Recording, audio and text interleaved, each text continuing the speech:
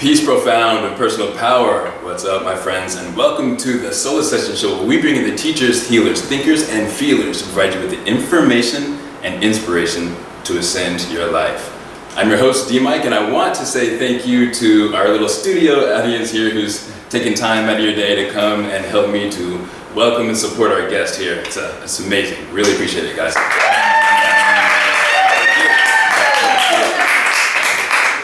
So, Gordon Xavier, we've had you on the show once before. I know my wonderful partner, Katie, interviewed you the first time. I think it was more of a centered focus that we were trying to get out and be able to expound upon then. I wanted to kind of take another glimpse at this and kind of zoom out a little bit and kind of talk to you about your journey and your experience. So I just wanted just a little brief introduction. You guys, Gordon is somebody that I kind of use as a barometer for myself in all areas of life. If it's spirituality, if it's the social life, if it's in business, there's a guy that I can just really kind of look to kind of kick me whenever I need to and to get me more on my path, and just kind of really to be that kind of North Star that I really can try to model. You know, you have a lot of qualities that I really appreciate. And I really appreciate you allowing me to be in your experience to be able to model somebody as amazing as you. Really, yeah, for sure. Appreciate that. Definitely. Really glad that you were able to make it into our experience. For sure. And vice versa. Awesome. So yeah, I just want to get into it, and then you've got a lot of great things that we want to talk about that are really resonate with the channel and what the kind of message that we're trying to put out to be able to help people on their journey.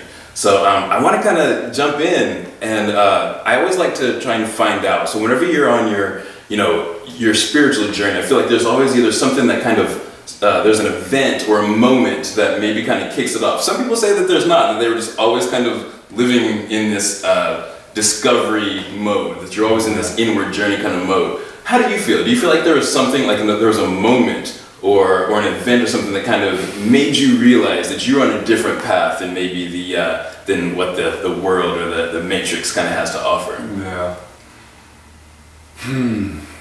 A specific moment. You know, I think not so much a specific moment, but I think my life really, there's been a theme to it a little bit, you know. Okay. And there's always been this theme of trying to access my genius. You know, like I remember when I was a kid, you know how kids would typically say things. It's like, dang, where'd you get that from? You know, I feel like I had a lot of those moments growing up. You were kind of that sage, almost kind of presence for the people around you. In a sense, yeah. I've always been kind of like Alan would use like a good analogy, like a campfire, like a warm kind of energy. But you know, I never kind of saw myself that way until like becoming an adult and then like looking back. But I remember when I was a kid, I was weird, you know. You know, and I can relate to that. Yeah, just weird, man. Just in a good way though, you know, and just really, it's like a little scientist.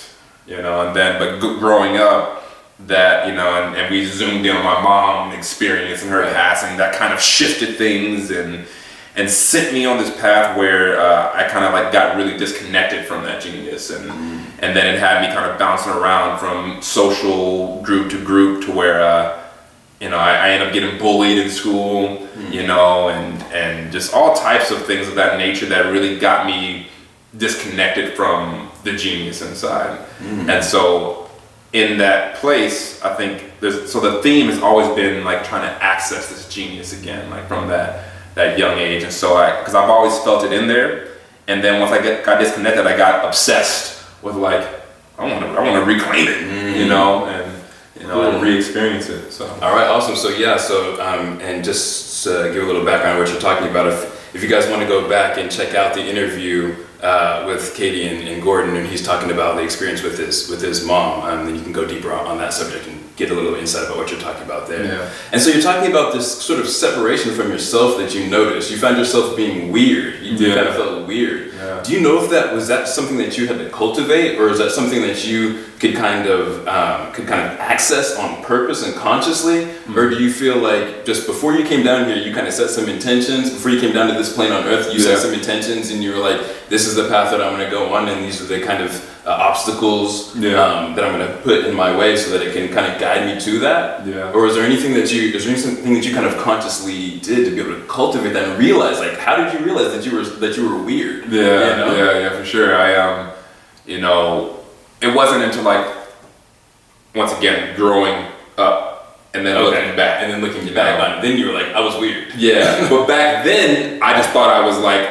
awkward. Like, I thought that I didn't fit in. It wasn't from a place of like, I'm weird. Like, it was from a place of like, I'm weird. Okay. So kind of shameful,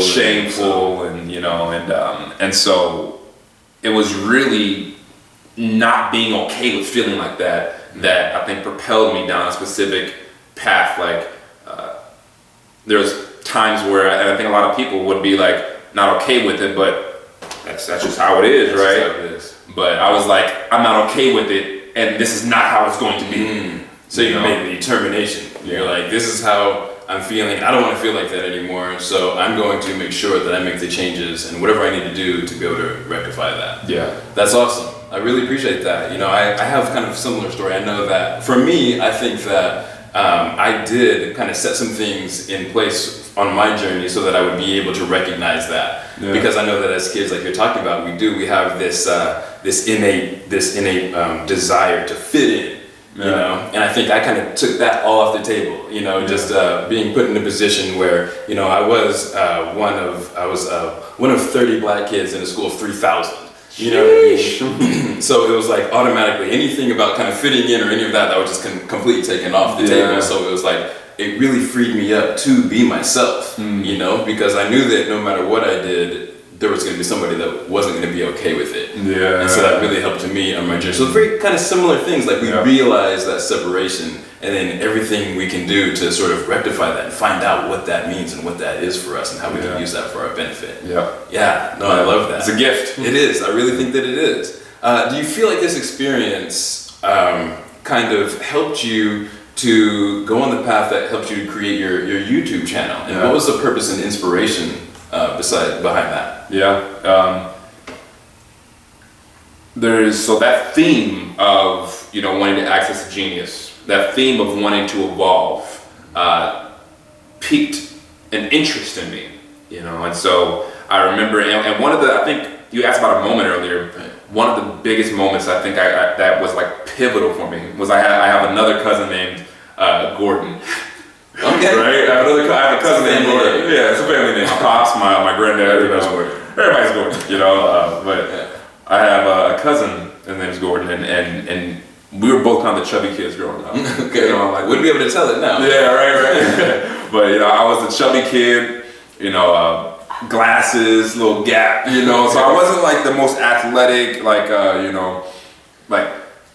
kid, You were captain of the football team. I wasn't captain of the football team, you know what I mean? And so, but I saw and he was kind of in a similar boat, except he wasn't like that nerdy, but he was chubby. He was chubbier than me, Right. And so I saw him transform. That was the first time I saw somebody I know transform. And he transformed through wrestling. He joined the wrestling team. That was his avenue. Yeah. And when I saw that, I'm like, I'll take that avenue as well, because it works. Okay. And so I joined the wrestling team, and right there, not only did that theme of trying to access my genius get exercised, but I saw progress. I spent 4 years giving it my all, and I went from like a chubby, like a skinny fat kid as a freshman to like my senior year, one of the biggest students in school. Wow. And so I saw that transformation, and I was like, that's when I really got inspired to like document how much can I evolve.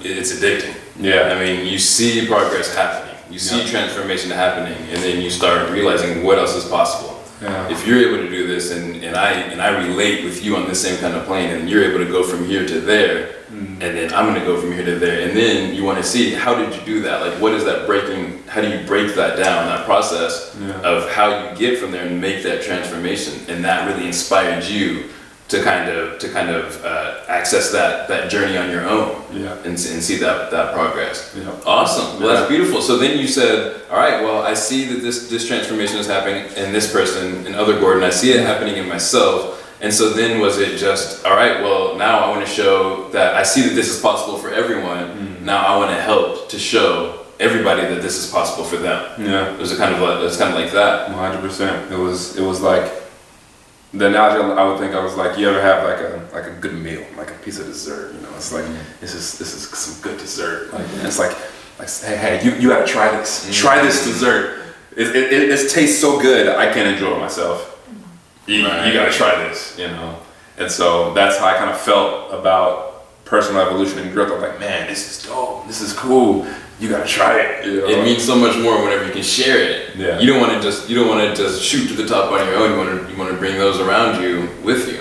I think that's awesome. I think that's really important, especially whenever you focus on the unity principle and just realizing that everybody else is just sort of extensions of ourselves. And so, of course, you want to bring up the whole self with you. I think that's amazing. I think that's really awesome. So, I want to know, what is your process? What does your inspiration come from whenever you're making your videos? So like I know speaking about like Teal Swan, her process is she's like, I give myself a week and I know that I'm going to be inspired sometime throughout that week. And then so she's like, if I get up and I don't feel inspired, I'm not making a video that day. I'm not putting that kind of energy into it. How does that work for you? Do you have certain topics that sort of speak to you and you're like, I want to talk about these subjects? Do you wake up and just feel inspired and go make a video? What does your video creation process look like? It's a combination of both. You know, like the videos usually, I like to, it's almost like a channeling sometimes. Like it feels like when like the idea is sparked, or like I'm in conversation with someone and like, oh man, that's a great idea. And I like go separate myself and go like do this video, or I just whip the camera right there. I've witnessed that. You know, it's always inspiration, you know, and but I do have a list of topics that are in my phone that at some point when I feel inspired, I'll hit that topic. Cool. So it's like a running list that whenever you feel inspired, you'll write it down, and then whenever you get the inspiration to actually create it, then you'll just have a list right there, and you can kind of go through and do that. That's awesome. That's awesome. So this is really cool. I know that a lot of people in our community, a lot of people are starting YouTube channels. You know, they're wanting to do a lot of things. What are you up to? You're up to about 30,000 subscribers? Getting close up there. Awesome. That's a huge accomplishment. I appreciate it. You know, and I really appreciate that. What would you say to somebody who's just starting out, or somebody who's been doing it for a while, just hasn't had a lot of success in growing their base? What would you say would be a really good piece of advice that somebody can implement now or immediately to be able to kind of get over that hump and start gaining any kind of traction? What did you do? You know, so the thing that started my channel, right, was I actually had one channel before the channel that I have now. Okay. So I had one channel, and that one, I was making videos on topics that made sense to make videos about. Okay. You know, and I was putting out content, and you know, it would get like 30 views, or you know, and then I made a different channel because I wanted to talk about a subject that scared me to talk about. You want to create some separation. Yeah, I didn't want my friends seeing that one because I thought it was weird, you know. But I had an out-of-body experience, right? And so I'm like, well, people aren't gonna, my friends are gonna like not get that. I don't think I'm weird or on drugs or something, you know. And so I made a separate channel, and I talked about a topic that scared me to talk about. And next thing you know, I forgot about it, and I went back to the other channel making videos, and then I checked back on that like a week or two later, and it had way more views than any of my other videos. And I was like, huh.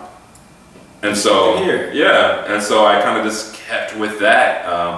and kept sharing ideas revolving around that subject, and one thing led to another, and it had a big effect on the growth of my channel. So if there's any piece of advice to share from that is talk about the things that are very resonant with you. Like, talk about the things that are in your heart. Yeah. As opposed to like, I'm gonna create this content to get views. You know, I'm gonna create this to be a YouTuber, you know, because that's what I was doing at first and it didn't work. Wow. You know. So you left the popularity contest. Yeah.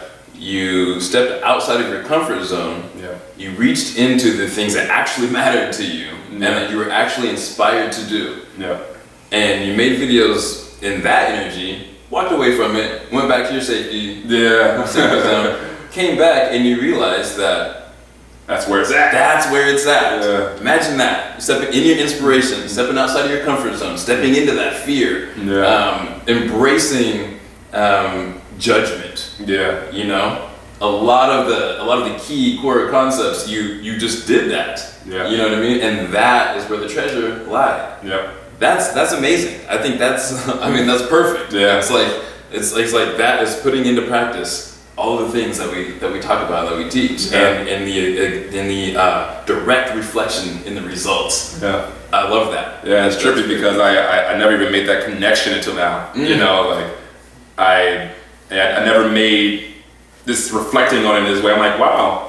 Yeah, that is what started. Yeah. You know, it's like, oh, you know, so Funny how that happens. Yeah. Yeah, you know, that's why I want to help make this channel, to be able to help people to get their word out and to be able to make these kind of connections and realizing that these spiritual, if you want to call them, principles, they work. Yeah. You know, it's not just a bunch of woo-woo stuff. Like, this is stuff that it's a way to model your existence and to model your reality, that if you behave in this certain way and interact with your experience in this certain way, then you can bring about conscious change in this specified manner. Yeah. So yeah, that's awesome. Boom. Really appreciate that. Yeah. So I was just going through some of your videos, and I found you got some amazing topics. And I kind of wrote down a couple of them that really resonate with me, and some of them that I would really like to get your thoughts on, and maybe you could talk on some of these topics. For sure. All right, awesome. Well, one of the things that's kind of going around right now is toxic masculinity. I knew you were gonna say that. Of course.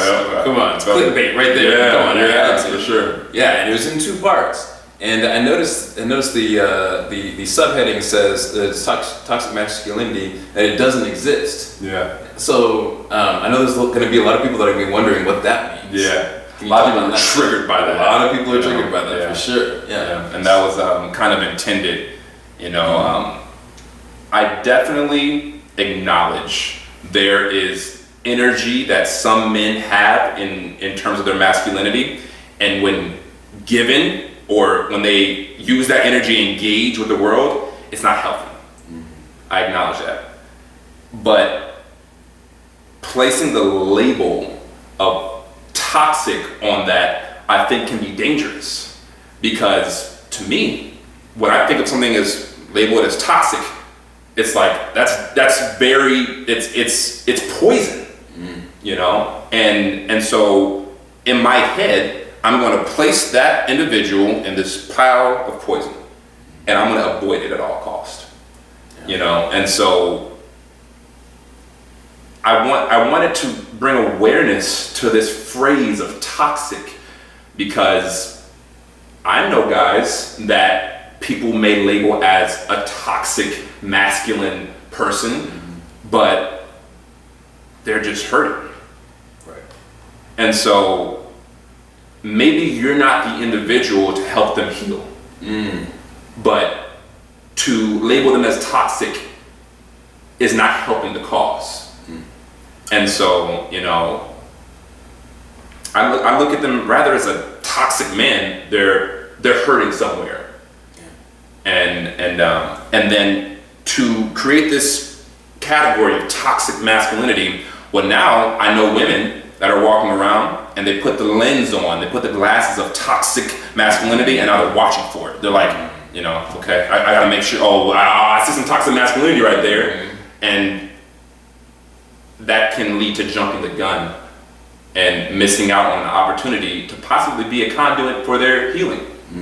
You know, you're putting those glasses on, and then those are the lenses through which you see the world, through this toxic masculinity, and then since that's what you're focusing on, then that's what you're going to create and bring into your experience. Yes. Yeah, I really like what you said there, because I think it is dangerous to kind of create these blanket kind of statements and labels that we put on people, because I think you were trying to touch on a principle that it's very dear to my heart, that hurt people. Yeah. And so whenever you see this toxicity, just to throw them in this category, and then everything is toxic and that. So I understand definitely what you're saying about that, and I really feel like that is kind of our power, is to, like you said, maybe you're not the person to help them with that issue. Yeah. And I like being able to address the issue rather than that person. Instead of saying this person is toxic, like it's toxic behavior that his hurtness is kind of exuding. And so who is going to be the light worker, or who is going to be the mirror, or whatever, to be able to encounter this toxicity and whatever, and to heal it, help heal it however it needs to be, whether it be through compassion or love or whatever. That's how we're going to be able to use our superpowers to be able to create healing, not by adding more vitriol, not by adding more toxicity. That just exacerbates the problem. I love that. I was listening to Joe Rogan, and he was talking about, really I think the problem is, it's not like masculine power, but it's power over. Like, I believe in power with, and power to, power together. Yeah. You know, it's whenever it's the power over, that's what gets looked at and labeled as this toxicity. Yeah. You know, so I really love what you're saying there. Yeah. So I appreciate that. Yeah, for sure. Gotta talk about astral projection. Yeah. I mean, come on now. Yeah. I mean, so what is astral projection to you? Mm-hmm. Yeah. So in my experience, I'm not a guru of it. Sure. Right, that's how my experiences. Right. I've come to recognize that us as human beings, we're multidimensional beings. Right? Mm-hmm. Like a lot of people in the spiritual community would like use this title, like we're multi-dimensional beings. Right. Like we exist on multiple planes, and so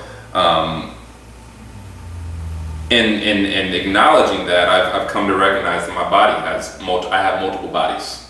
Mm. This isn't my only body. Okay. You know, there's my emotional body. There's my they would say ethereal body. There's the astral body. There's the mental body. There's the pain body. There's all these bodies that are layered on top of and intertwined with this body. Mm. You know, and so like for example, like a good one that I think a lot of us can like instantly recognize is the dream body.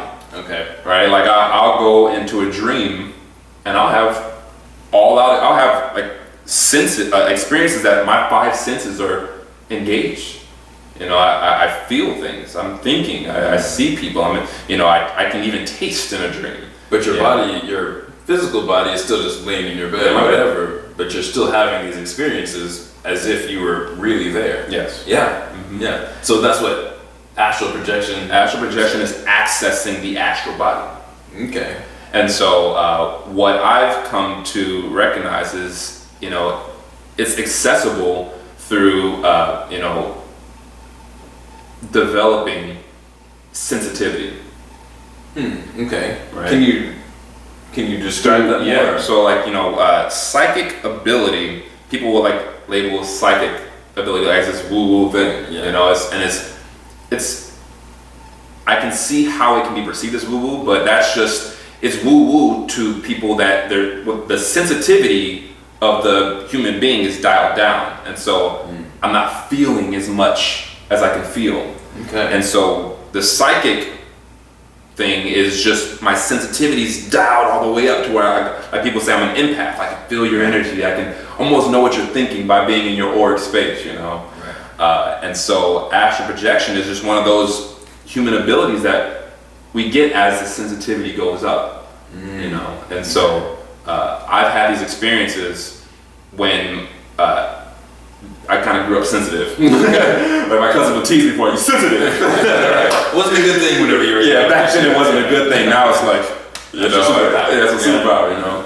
But and so astral projection is just, it's gaining the ability through developing my sensitivity levels, gaining my ability to access that other body and move it and do stuff in it consciously while my physical body sleeps. Wow, that seems like it would be a hugely beneficial experience to be able to have. Not to mention just a mind-blowing, awesome, majestic experience. And I think it's really cool because I really want to help to kind of take off the woo-woo stigma that a lot of this stuff has. And you know, a lot of this stuff you're talking about psychic and how it's really thought of as kind of out there and all that. But I really want to encourage people to do the research. I mean, there's hard science that is. I think that metaphysics is just science that typical science hasn't caught up to yet. Yeah. You know, I mean, we are starting to see scientifically with hard science, peer-reviewed science, where our bodies are able to sense things before they're in our conscious mind. I mean, even before the stimulus is put up, our bodies know what's going on. Yeah. So there is another sense, and it's undeniable at this point. Yeah. So I really appreciate you being able to talk about things like that you might catch a little bit of flack for, because I think that these things they're important, and they're really extremely useful in taking the next steps that we need to as humanity, and unifying, realizing the greater, bigger sense of me. Yeah. You know, it's not just these five senses. It's really about the whole and the collective, and I really see how this is really beneficial in that effect. Yeah. So thanks. Another thing that's really big to me, judging others is slowing your progress. So why do you think that? How do you say that judging other people is slowing your progress? Yeah. So many different directions to go with that, but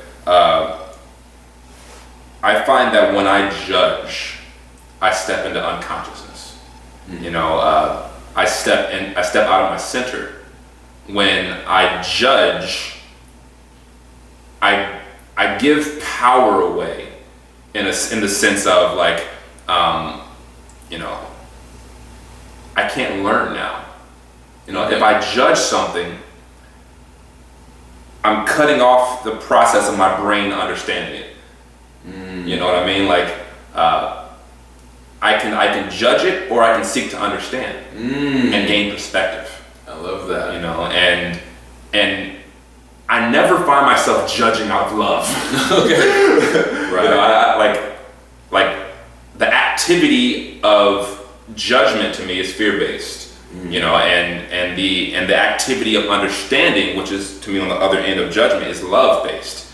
And so for me to expand in the way I want to expand as a human, love is at the base. I make love-based decisions. You know, that's my character. I'm a loving being, you know. Wow. I'm in alignment that way. And so if I'm judging, stepping out of consciousness, stepping into unconsciousness, and I step into fear, and now I'm slowed down. You know? So when you're judging, then you're not accepting. You know, we want to be discerning, and we want to be able to visualize. But whenever you judge, you're locking into one perspective, and you're not open to the learning and bringing in other perspectives, other experiences. And not only that, but you're not accepting yourself. Yeah. You know what I mean? Yeah. So yeah, that's a really great perspective. So instead of judging, you mentioned get curious. So you get curious. So if there's something that you see that doesn't resonate with you, instead of being like, well, that shouldn't be that way. Why is that way? Yeah. How is that benefiting that person? Yeah. Could I incorporate any of that to me? And it might be no. It might say, hey, you know what? That is not for me. Yeah. That is absolutely not for me. Oh, cool. And I know that for sure. To understand is not the same thing as agree. I can disagree with someone, okay, and still understand. Right. To disagree and to judge they're not the same thing. So you can be like, you know what? I completely understand where you're coming from, and I see how the experiences and information that you've accumulated have got you to this point. I definitely don't want any of it. I don't agree with it at all. It's like, hey bro, hey man, look, I was once addicted to heroin, right? And that was so much from it. I learned so much, and I'm a better person because of it. Right. Cool. Wow, that's amazing. That's me. I'm about to go do heroin so I can get that experience. Right. Yeah. I'm gonna come to that understanding in another way. I'm gonna come to that conclusion in another way. But I'm so glad for you having that experience and the benefit that it's brought. And because I understood, now I can vicariously live through him. Wow. With empathy and deep understanding, I allow myself to actually, with another body, mental body, emotional body, empathetic body, step into his shoes and experience what he's experienced without having to go there. Without having to go, I mean, it's like a book, you know, it's like somebody goes out and takes all of their collective experiences and wraps it up in this little gift, and then you can experience it and you can have and go through that whole experience with them without having to stick a needle in your arm. Yeah. Yeah, I love that. I think that's really profound. I think that's really being able to step in somebody else's experience. I think that's really one of the key powers that we have. And I know that people really are able to open up to you more whenever you can step into their world with them. Yeah. You know, and then you can grow more as a person yourself by integrating and learning about their experiences, because that's your connection, and we're all everybody. Yeah. So that's awesome. So what kind of experiences have you had lately that you think have been really having a profound effect on your growth? Yeah. Two main ones, right? Okay. Three main ones, actually. Two of them are kind of tied. Right. Mentorship. I was not expecting you to say that. Yeah. Coaching, like being coached, has been a big deal for me, and being the coach has been both ways. Yeah. Okay. They've both been profound for me, very eye-opening, kind of what we were talking about with the understanding, stepping into their world.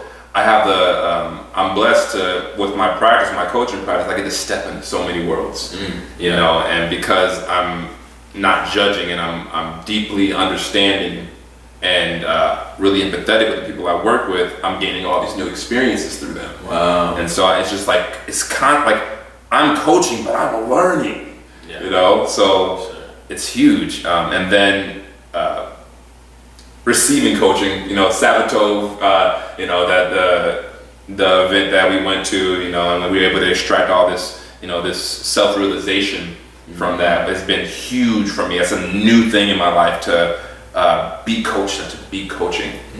And so that was big for all of us. Yeah, I think. Yeah, for sure. Yeah. What else did you do whenever you were down there in Florida? So, and I had another experience. So besides the coaching, I was able to partake in a bit of like a shaman medicine ritual, right? And it was called Kambo. Okay. Right. It was it's like frog poison. Right. Yeah. I'm sure some of the listeners have heard of that. So yeah. So what was that experience like, and what did it do for you? Man, I think the biggest thing it did was it humbled me. That was one of the biggest things I took away from it. I'm mortal. Turns out, I'm mortal. There's 100% death rate. Who knew I could die? Right. So it just really kind of helped you it put that in your face. It helped you realize that and appreciate your mortality. Man.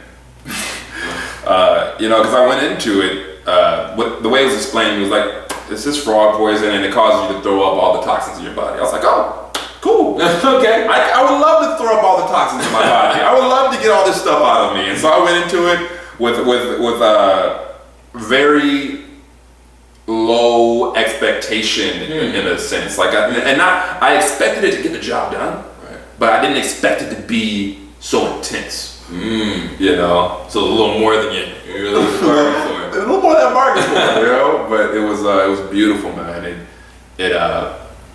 The coolest. I remember when I can show like in the video here. I don't know if they can see it from here, but I'll show it to this camera right there. Right, I have like the little Kambo A little badge of honor. Badge of honor. So they burnt off a little bit of the skin with this little shaman stick, whatever. And right there, from that point, they take the frog poison, some of my saliva, mix it in with my DNA, and put it on the flesh. Exposed part. Yeah, the exposed part. And so after that happened, within like maybe 30 seconds, the poison got into my system. That quick? Very quick. And next thing you know, I felt my body like doing something. Like, what's happening? And looking back on it, now I see that my body had hit, like, it found the button in there, hit the emergency mode button, like emergency, hit this button because it's like emergency. There's poison inside right now, and so because of all the water that I was able to, like, they have us drink like about 3 liters of water before the experience. Because of that, the body went into emergency mode and started dumping every toxin they could find in my body into this reservoir of water that I had in my gut, which was a lot of water. And so it's dumping all this, it couldn't differentiate the toxins that I had from the food, the processed food, and the frog poison. Just all of it. All of it. It's like, get everything out that we can. Wow. And so from my brain, from my heart, from my lungs, I felt the poison going through, and it's just dumping the poison into the water. Wow. And then from that space, projectile vomiting and purging. Yeah. Wow. And it's very, very humbling. Well, what is the effects or benefits that you would say that it's had on your life and any of the bodies or any of the experiences that you've had? I know. So one of the most interesting things I heard J-Maw say, is the person that guided me through facilitator.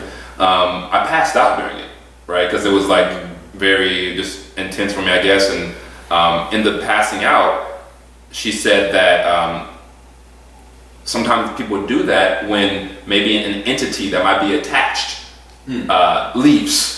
My body was so toxic that maybe and this is, who knows if this is reality, right? But it very well felt like it could have been. Something was attached to me, and my body became so toxic, it could not stay anymore.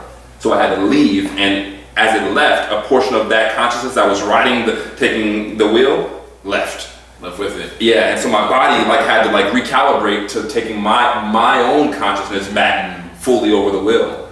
And so I and they caught me and stuff, and I came back to, and then from that place, I was very it was so intense. I was able to surrender on a level that was deeper than I've ever had to surrender in life. And the thing that I can compare it to, that I can't compare it to, I can imagine childbirth being intense of that nature.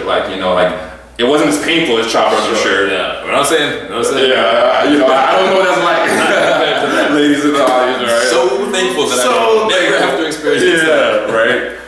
But I can imagine the intensity being up there like that. And so I'm sure in childbirth you got to surrender. Yeah. Because this is happening. And so I had to surrender, man. Wow.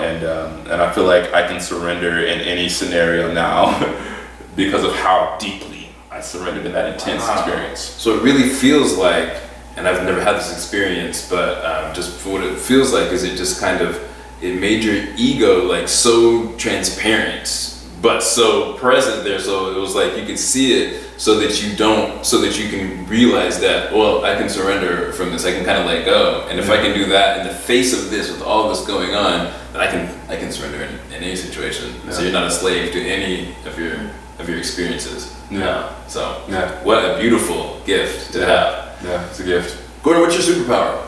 My superpower. Oh man.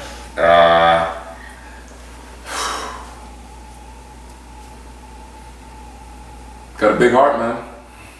Big heart. Big heart. I think that helps me in so many ways. Helps me love myself when I found myself unlovable. It's helped me love other people and connect to other people that I thought I would never be able to love or connect with.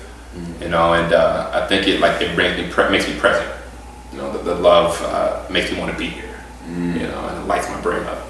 That's awesome, and I know that is true. It's one of the main draws that I and everybody around you has, is that you do have a big heart, And I think that is really important because people in our situation, that are able to embrace and access that part of our heart. I think that's really what is going to help us to be able to combat this the toxic masculinity and the stuff that's going around. It's people like you that have the wherewithal and that have the courage to be vulnerable and to be able to access that part of your heart so that you can share it with others. It's so awesome that I'm really seeing it happen in the world. I mean, you're seeing big athlete, tough guys that are talking about compassion. They're talking about love.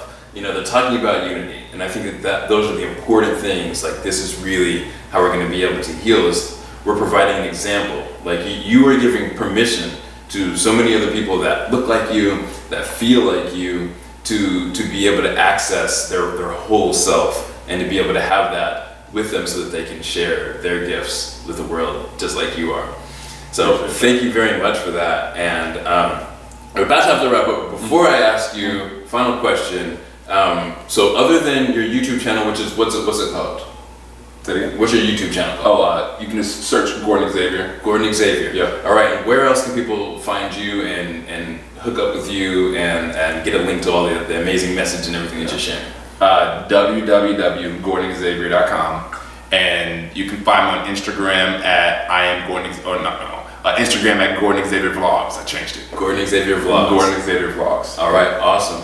And then finally, what's your idea of a fully ascended life? I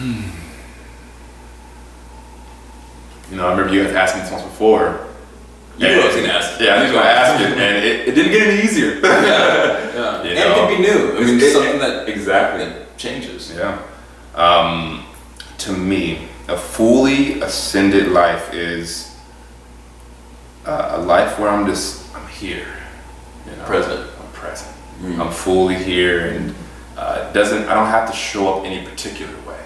There's no I have to's when it comes to the way I got to show up. The only way that I choose to show up is to show up fully. I think that is a fully ascended life. It's just I'm here. You're here. You're present. You're authentic. Not in the past. Not in my head. I'm here. That's awesome. I think that's the basis for any kind of conscious realization or change or even existence. Yeah. So awesome. Anything else that you want to tell people? Anything else I should have asked you that I didn't? No, man, that was wonderful. Thank you for having me, brother. I appreciate you, man. It's my pleasure. And I just want to say, guys, you want to get a hold of this guy. You want to drink in his whole message. Set up a call with him. Go to, what's your website? GordonXavier.com. I do free 1-hour consultations, so just hop on the phone. Don't worry about money or time or all that stuff. Just hop on a call, and we can go from there. He's got something for everybody. And the thing about Gordon is, we talk about that the goal is actual change. It's really touching people's lives in a meaningful way. And just reading some of the reports of people that have taken classes from Gordon, it's real change. It's like, after talking to Gordon, I was able to transform the way that I thought about my dad, and then I was able to free me up to create all this wealth in my business. It's real change, stuff that really will help to ascend your life. It's the perfect person to have on this show. You meet all the requirements, and I really appreciate it. So just want to say, guys, like, subscribe, share with somebody who could use some ascension in their life so that we can keep bringing amazing people like Gordon Xavier on. So once again, thank you guys in the audience, and Gordon, thank you so much. We're going to have you back again. Oh yeah, we only got to like a third of the stuff. Cool. Thanks a lot, guys. Yeah. Appreciate it.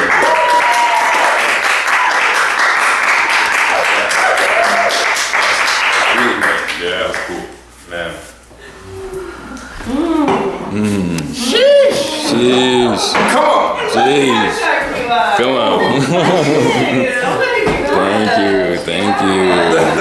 Thanks.